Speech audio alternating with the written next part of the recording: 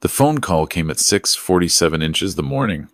I remember the exact time because I just poured my first cup of coffee and the kitchen was still dark. My daughter's voice on the other end wasn't worried. It wasn't soft. It was annoyed. "Dad, we can't come. We're leaving for Cancun in 4 hours and the resort doesn't do refunds. You'll figure it out." I was standing in my kitchen in Tucson, Arizona, 63 years old, with a fractured hip and a discharge paper in my hand that said I needed assistance for the next 6 to 8 weeks. I just called my daughter because the hospital couldn't release me to an empty house. That was the policy. Someone had to be there. She hung up before I could respond. I stood there for a moment, looking at nothing in particular. Then I set the phone down on the counter, picked up my coffee, and started making other arrangements. That was the moment everything changed. Not because I was angry. I was past angry. It was something quieter than that, and much more permanent. Let me back up, because you need to understand how we got here. My name is Gerald. I spent 31 years as a civil engineer, built a comfortable life in Arizona, and when my wife Patricia passed 8 years ago, I threw myself into work for 2 more years before retiring at 61 with a paid-off house, solid savings, and more time than I knew what to do with. Patricia and I had 2 children. Our son, Marcus, lives in Denver and has always been independent works in construction management. Calls every Sunday, never asks for anything. Our daughter, Diane, is a different story entirely. Diane is 53 weeks younger than Marcus, which made them practically Irish twins growing up. Patricia always said Diane had champagne taste on a beer budget, and she said it with affection, the way mothers do when they're really saying something serious but don't want to admit it. When Diane married her husband, Craig, 12 years ago, I liked him well enough. He was charming, social, the kind of man who remembers everyone's drink order. What I didn't see then was that he was also the kind of man who'd spent his entire adult life expecting other people to pick up the check. It started small, the way these things always do.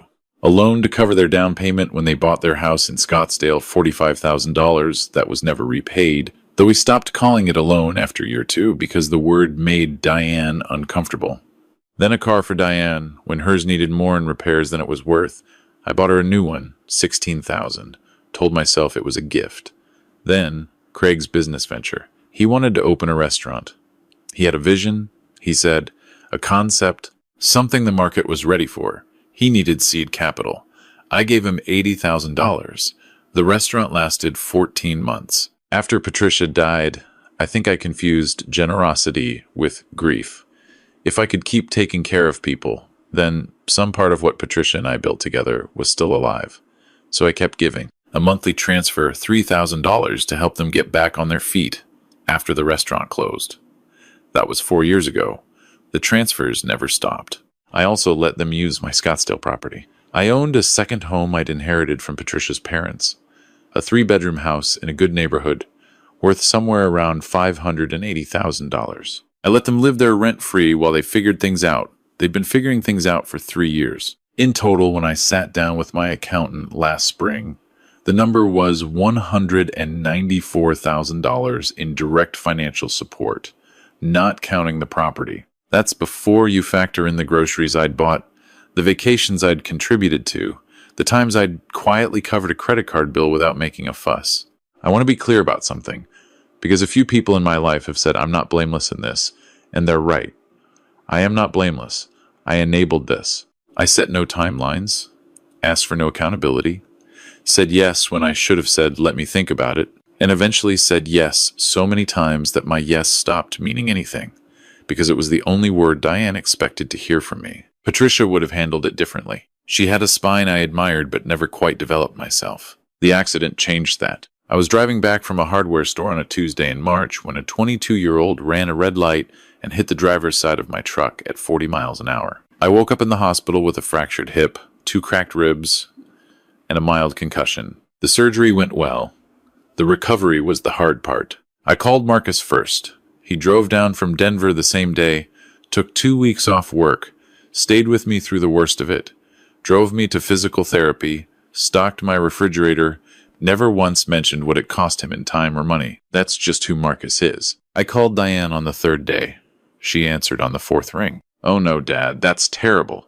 Are you okay?" I told her I'd be in the hospital for a few more days and that I'd need help at home after discharge. Someone to stay with me, or at least check in regularly, help me get to appointments for the first couple of weeks. She said she'd talk to Craig. She called back 6 hours later to tell me they'd already had this trip planned for 3 months.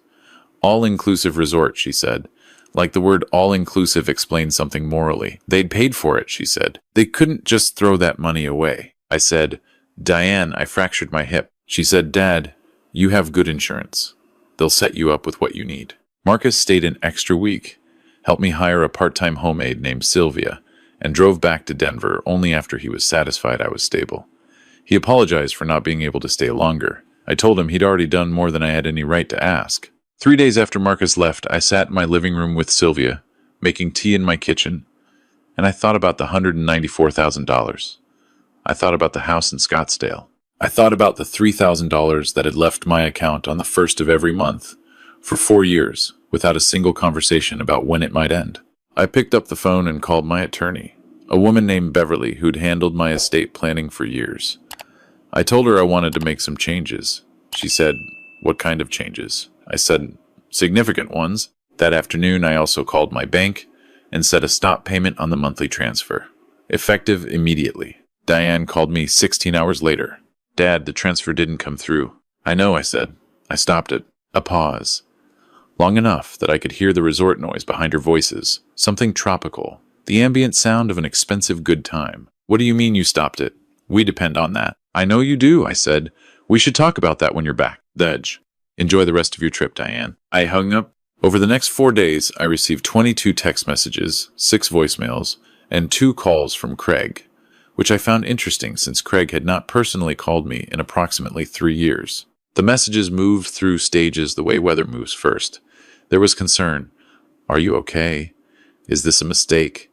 Then confusion. We don't understand what's happening. Then negotiation. We just need a little more time. Things are almost turning around. Then anger. Craig's last voicemail was not something I'll repeat in full, but the phrase "you're destroying your own family" appeared more than once. I saved them all to a folder on my phone and showed them to Beverly at our next meeting. Beverly, who is 68 and has seen most things, looked at the folder and said, Good thinking. We revised my will that week. Marcus was designated primary heir. A portion went to Patricia's favorite charity. A trust was set up for Diane's daughter, my granddaughter, Olivia, who is 16 and should not suffer for her parents' choices. Diane herself received nothing beyond what the trust might provide for Olivia's benefit. I also sent Diane a certified letter informing her that the Scottsdale property would be listed for sale in 60 days and that she and Craig would need to make arrangements accordingly. She called me from a number I didn't recognize 2 days after the letter arrived. When I answered and heard her voice, I realized she'd done it deliberately so I would pick up. You can't be serious, she said. We live there, Dad. That's our home. It's my home, I said. I've been letting you use it. For 3 years, we've built our life there. I know. You have 60 days to find somewhere else. She started to cry. I want to be honest, it affected me. Diane crying has always affected me, since she was small. But I'd learned, slowly, that the crying and the cause of the crying are 2 separate things, and you can feel sympathy for the first without surrendering to the second. Where are we supposed to go? She asked. That's a question Craig and I both wish you'd asked 4 years ago, I said. It would have been easier to figure out then. She hung up. The weeks that followed were, in their own strange way, peaceful. Sylvia came 3 mornings a week. My hip was healing ahead of schedule. Marcus called every Sunday as always, and I told him what I'd done. He was quiet for a moment, and then said, I should have said something years ago. I told him it wasn't his job to say it. It was mine, and I'd waited too long. Beverly kept me updated on the legal picture. There was no legal picture. Really, the property was mine. The money had been gifts. The monthly transfer was voluntary. Diane and Craig had no claim on any of it. But Beverly liked to be thorough, and I appreciated that about her. What I didn't anticipate was the petition. 6 weeks after the certified letter, I received notice that Diane and Craig had filed a court petition claiming I lacked the mental capacity to manage my financial affairs. They submitted a document signed by a physician I had never heard of, asserting that my recent decisions stopping the transfer, revoking Diane's access to the property, Revising my will were evidence of cognitive decline and impaired judgment, possibly resulting from the head trauma I'd suffered in the accident. I sat in Beverly's office and read the document twice. "They found a doctor to sign this?" I said. "They found someone," Beverly said. "Whether they found a doctor is a question I intend to raise." The court date was set for 7 weeks out. In the meantime, I went to my own physician, Dr. Anand, who had been my doctor for 11 years, and who laughed, genuinely laughed when I explained what was happening. He administered a full cognitive assessment that afternoon. I scored in the top percentile for my age group. He wrote a letter that Beverly described as thorough and slightly indignant on your behalf, which I appreciated. I also called Marcus. He took 3 days off and drove down again. He sat across from me at my kitchen table and said, "Dad, I want you to know that whatever this costs you, whatever it costs to fight this, I'll help cover it." I told him I had resources and didn't need his money. He said, "I know. I just wanted to say it." That's Marcus. The morning of the hearing, I put on a suit I hadn't worn since Patricia's memorial service. It still fit. Sylvia said I looked distinguished. Beverly met me outside the courthouse and said, "Let me do the talking, unless the judge speaks to you directly." I said that was fine. Diane and Craig were already seated when we entered. Craig was in a blazer that looked new. Diane was wearing something I recognized from a photo she'd posted online from the Cancun trip, a coral-colored blouse that seemed wrong for a courtroom. Their attorney was a young man who kept shuffling papers as if organizing them would help. The judge was a woman named the Honorable Patricia Weston, same first name as my late wife, which I decided not to read into. She reviewed the petition documents for several minutes without speaking. Then she looked up. "Mr. Gerald, you're the respondent in this matter." "Yes, Your Honor." "And the petitioners are your daughter and son-in-law." "That's correct." She looked at their attorney.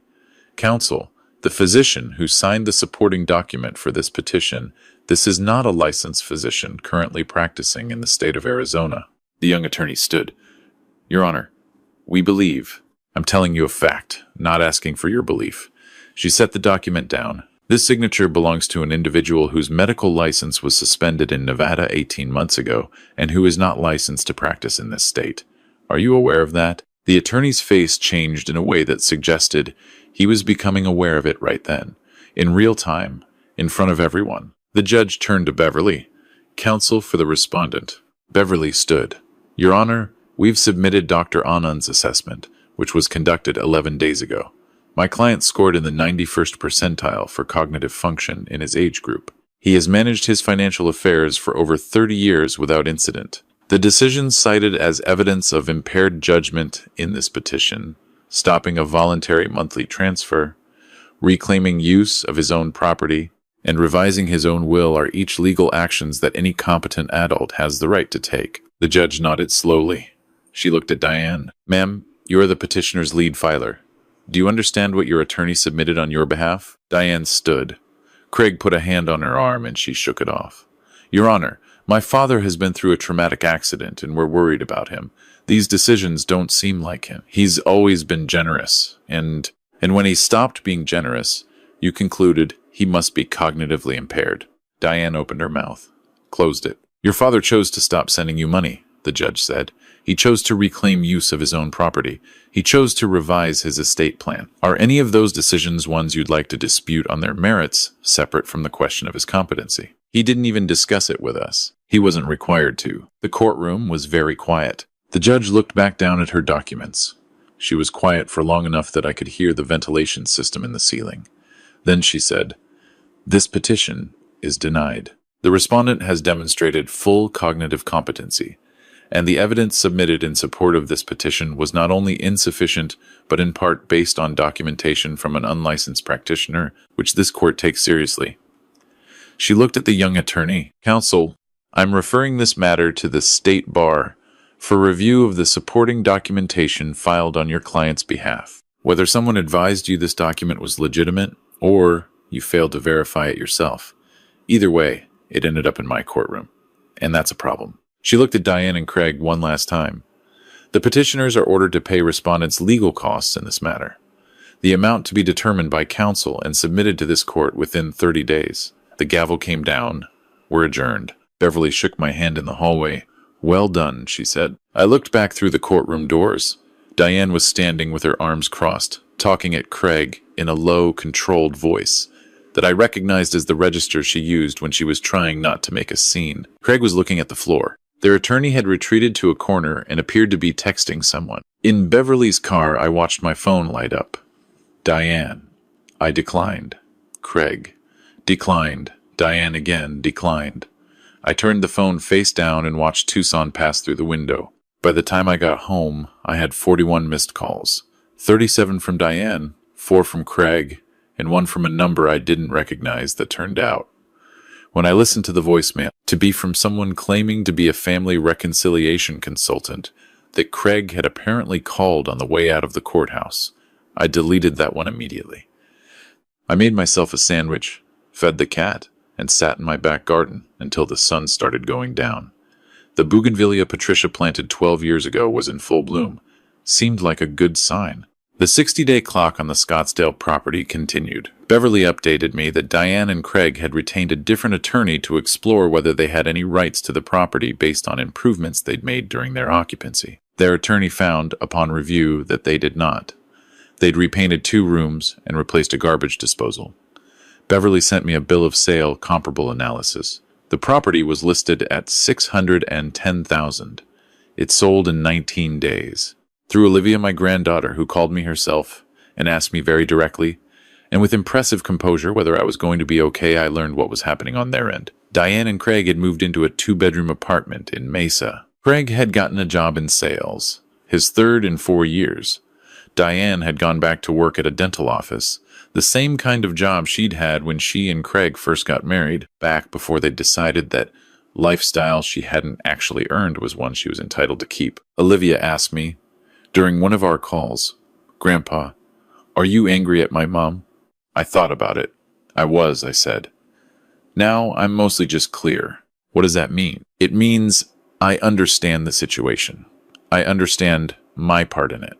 And I've decided to stop making the same mistake. Olivia was quiet for a second. Then she said, "I think you did the right thing, even though it's hard. She's a remarkable girl." I told Beverly to make certain the trust for Olivia's education was structured to release funds directly to her, not to her parents on her behalf. Beverly said she'd already done that. 4 months after the court hearing, Craig called me on a Sunday morning. I almost didn't answer, but something made me. He sounded different from how he'd sounded in any of the voicemails.